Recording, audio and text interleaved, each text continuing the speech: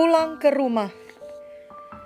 Kami sering pergi pelayanan keluar kota bersama-sama dengan Bapak dan Ibu Munte untuk pelayanan KKR sejak kami anak-anak. Bahkan kami masih melayani KKR keluar kota sampai bulan Februari 2020 ini sebelum ada pembatasan perjalanan oleh karena adanya pandemi COVID-19. Beberapa kali itu merupakan rally KKR keliling Pulau Sumatera, keliling Pulau Jawa, sampai ke Bali, di mana kami berangkat dengan rombongan mobil. Di waktu yang lain hanya keluarga kami yang berangkat dengan pesawat, seperti saat ke Makassar, Kendari, ke Kupang, dan banyak tempat lainnya. Waktu itu Bapak Munte masih bersama dengan kami, dan juga Bolang, yaitu kakek kami, masih hidup dan tinggal bersama kami. Kami masih ingat bahwa setiap kali kami pulang kembali ke Medan dan sampai di rumah, maka selalu saja ada Bolang yang menyambut kami dengan sukacita.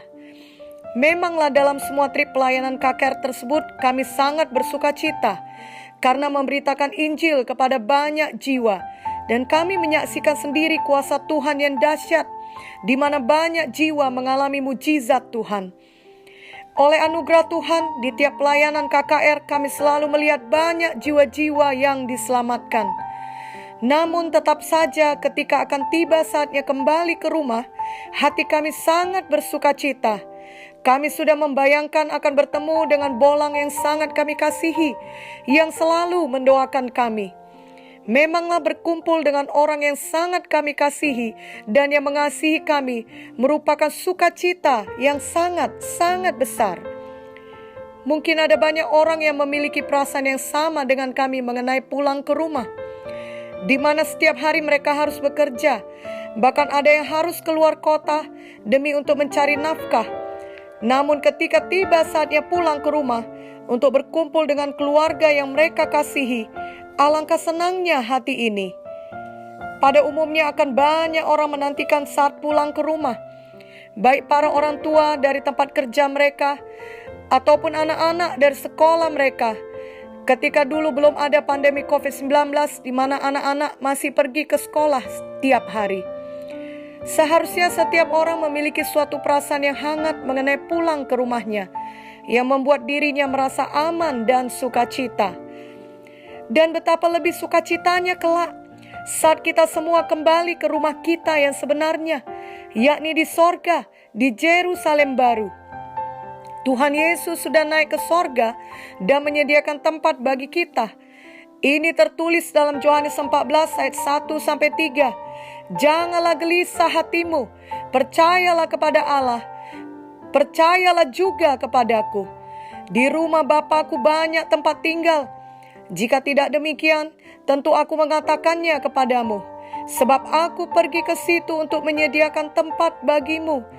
Dan apabila aku telah pergi ke situ dan telah menyediakan tempat bagimu, aku akan datang kembali dan membawa kamu ke tempatku, supaya di tempat di mana aku berada, kamu pun berada. Kelak Tuhan Yesus akan menjemput kita dan membawa kita ke sana. Sungguh suatu sukacita yang luar biasa.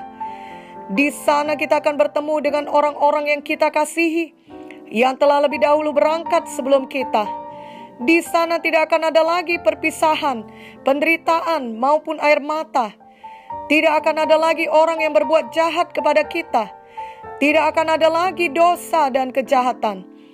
Tidak ada lagi kelemahan atau penyakit, sebab kita sudah diberikan tubuh baru yang mulia. Tidak akan ada lagi perang ataupun kematian. Bahkan waktu tidak lagi menjadi masalah. Kita hidup kekal dan kita tidak akan pernah menjadi tua.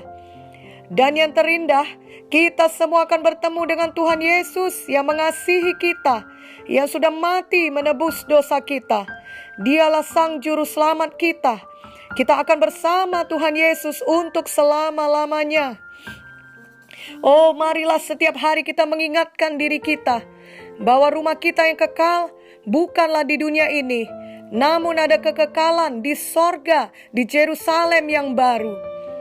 Adalah baik jika kita mengusahakan mempunyai rumah yang baik, lengkap dengan perabotan yang baik, di lokasi yang baik ketika kita hidup di dunia ini.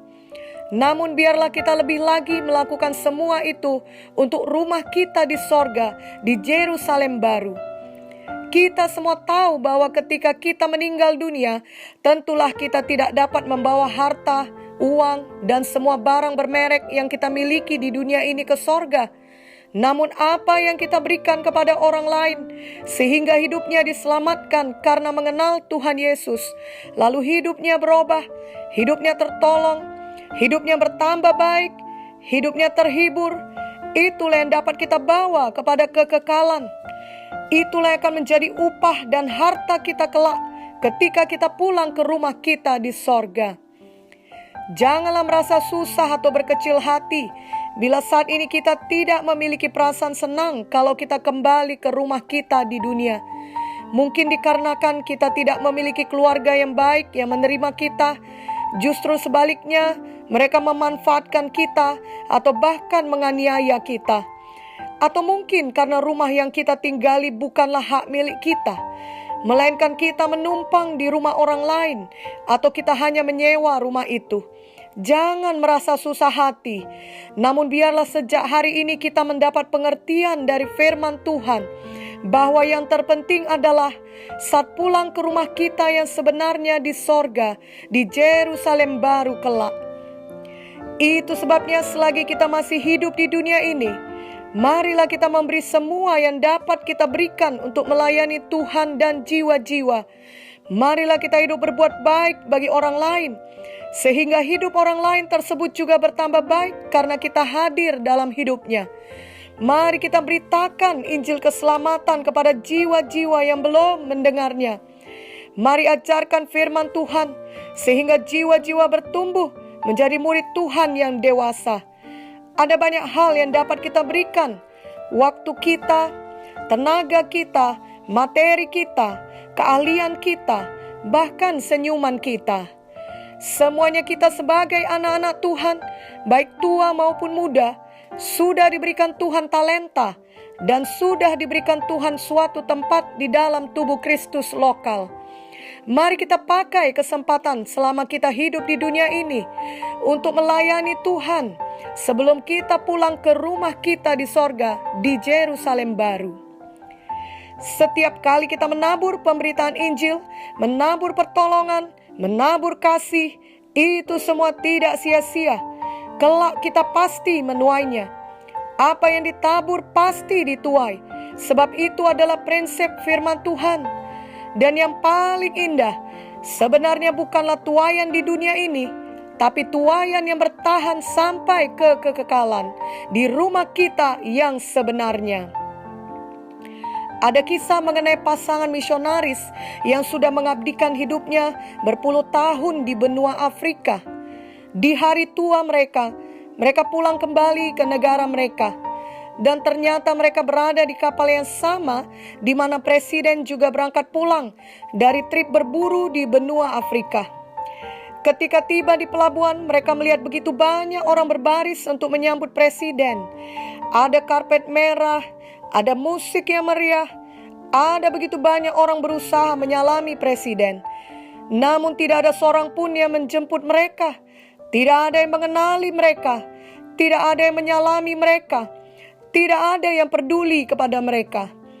Akhirnya mereka menyelinap pergi dari keramaian, mencari tempat tinggal sederhana yang dapat mereka bayar dengan sisa uang yang mereka miliki. Melihat semua keadaan itu, sang suami menjadi sangat tertekan. Mukanya muram dan ia berkata kepada istrinya, "Ini tidak adil. Presiden pergi ke Afrika untuk berburu, dan ketika ia pulang, begitu banyak orang menyambut dia. Sedangkan kita sudah berpuluh tahun mengabdikan hidup kita melayani jiwa-jiwa di Afrika. Tidak seorang pun memperdulikan kita. Aku tidak tahan dengan keadaan ini. Bahkan aku merasa Tuhan pun tidak peduli pada kita." Istrinya dengan bijak mengatakan agar ia bicara langsung kepada Tuhan mengenai perasaannya itu. Maka ia pun masuk ke kamar. Lalu setelah beberapa waktu lamanya, ketika ia keluar dari kamar, istrinya heran melihat muka suaminya begitu cerah, begitu bersukacita, sangat berbeda dengan keadaannya sebelumnya. Istrinya bertanya, apa yang terjadi? Lalu suaminya menjawab, Aku melakukan seperti yang kau katakan. Aku berdoa langsung kepada Tuhan dan mencurahkan keluh kesahku kepadanya. Lihatlah Tuhan, ketika presiden pulang, banyak yang menyambutnya. Tapi ketika kami pulang, tidak ada satu orang saja pun yang menyambut kami. Lalu aku kemudian sepertinya merasa tangan Tuhan memelukku dengan lembut, dan suaranya berkata kepadaku, "Anakku, engkau belum pulang ke rumah." Mataku terbuka bahwa rumah kita yang sebenarnya bukanlah di sini dan bukanlah saat ini, tapi nanti dalam kekekalan di sorga, di Yerusalem baru. Kiranya kisah ini dapat menguatkan kita semua, khususnya bagi kita yang merasakan hal yang sama, yakni kita sudah bersungguh-sungguh hati melayani Tuhan. Namun dengan mata badani kita tidak melihat adanya hasil atau balasan yang setimpal atau yang wajar menurut perhitungan kita. Kuatkan dan teguhkan hati kita. Kita belum pulang ke rumah kita yang sebenarnya. Sebenarnya tanpa COVID-19 pun, semua kita memiliki masalah di dalam dunia ini. Apalagi sekarang ada pandemi COVID-19. Tetaplah setia mengikut Tuhan dan tetaplah bersuka cita dalam melayani Tuhan. Biarlah iman kita tidak dapat digoyahkan. Kita ingat firman Tuhan dalam Filipi 4 ayat 12-13. Aku tahu apa itu kekurangan dan aku tahu apa itu kelimpahan. Dalam segala hal dan dalam segala perkara, tidak ada sesuatu yang merupakan rahasia bagiku, baik dalam hal kenyang maupun dalam hal kelaparan, baik dalam hal kelimpahan maupun dalam hal kekurangan. Segala perkara dapat kutanggung di dalam Dia yang memberi kekuatan kepadaku. Janganlah kita fokus pada semua kekurangan, persoalan yang mungkin tak akan ada habisnya selama kita di dunia ini. Tapi biarlah itu semua membentuk kita kepada kedewasaan rohani, sehingga kita menjadi semakin seperti Tuhan Yesus. Dan kemudian pikirkanlah mengenai rumah kita yang kekal di sorga. Kolose 3 ayat 1-2 berkata, "Karena itu, kalau kamu dibangkitkan bersama dengan Kristus, carilah perkara yang di atas, di mana Kristus ada, duduk di sebelah kanan Allah. Pikirkanlah perkara yang di atas, bukan yang di bumi." Mari kita fokus pada hal-hal yang kekal, yakni firman Tuhan dan jiwa-jiwa yang akan tetap bertahan saat kita pulang ke rumah kita yang sebenarnya di sorga kelak. Biarlah saat kita pulang ke rumah kita kelak, kita akan mendengar Bapa berkata kepada kita, seperti yang tertulis dalam Matius 25 ayat 21. "Baik sekali perbuatanmu itu, hai hambaku yang baik dan setia.